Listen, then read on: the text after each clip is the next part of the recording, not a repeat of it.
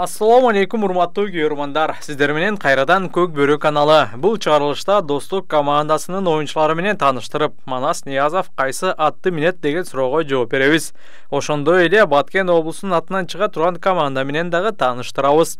Достуктун лидери легендарлуу улакчы Манас Ниязов Норус турниринде Пегас аттуу аргымакты минеп оюн көрсөтөт. Бул тууралуу команданын басма сөз кызматы билдирди. Эске салсак, бул тулпарда Достукта Майрамбек Рыспеков жана Бекболсун Алтынбек уулу минеп оюн көрсөтүп келген. Ал эми 2023-жылы бул күлүктү ынтымактын оюнчусу Нуржан Мелисбек уулу ойноткон. Өз учурунда мыкты аргымак наамын дагы алган. Сюрприз! Эки эсе көп интернет. Переходи на О тарифтеринде. Сенде дагы көбүрөөк мүмкүнчүлүктөр бар. Көбүрөөк баарлашуу, көбүрөөк көрүү, көбүрөөк ырахаттануу. Жазды О мобилдик оператор менен тосуп ал.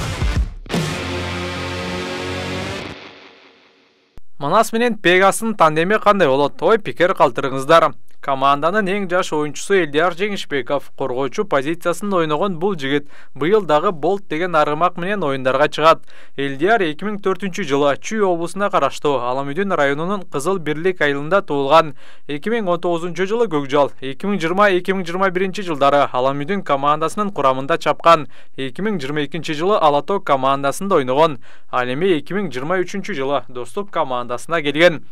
Достукка жаңы гана кошулган Элимбек деген каймана ат менен белгилүү болгон Бексултан Абдикалил уулу Норус турниринде Малыш аргымагы менен жекеме-жекеде оюн көрсөтөт. Малыш менен Элимбек кандай тандем болот деп ойлойсуз? Комментарий калтырыңыз. Жогорку лигада ойной турган Талас облусунун Ийгилик командасынын курамында өзгөрүүлөр болду. Буга чейин курамга кирди деген Элеман Нурболот уулу жаракатынан улам Норус мелдешине катышпай калды. Анын ордуна курамга Бауш Султанбеков кирди.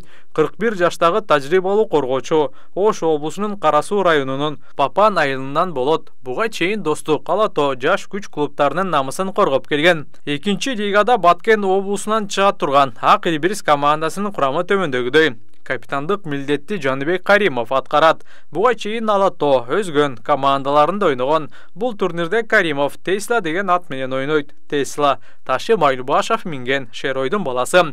Экинчи номер Назим Азат уулу. Назим жекеме-жекенин Аякс деген аргымагы менен ойнойт. Жакында эле Ак Суу районунун курамында республикалык чемпионатта экинчи орунду ээледи.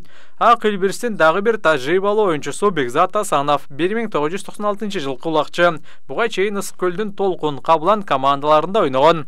Урматтуу көрөрмандар, Норус майрамына арналган мелдеш эртең 12 мартта башталат. Алгач экинчи лиганын оюндары болот. Эртең жалпысынан 8 оюн болот. Оюндардын программасы: биринчи оюн Кара Шоро Аларча, экинчи беттеш Аманат Аксы, үчүнчү оюн Ичке Суу Бийиктик, төртүнчү оюн Жети Дуан 92 менен Ак Элбирс командалары кезгелет. Бешинчи беттеш Манас 1 командасы Бапа Барскон менен ойнойт. Алтынчы оюнда Асанбек Ата Толук командасына каршы кезгелет. Жетинчи оюн Казарман Аракет, 8-нчи оюн Сары Камыш Талас.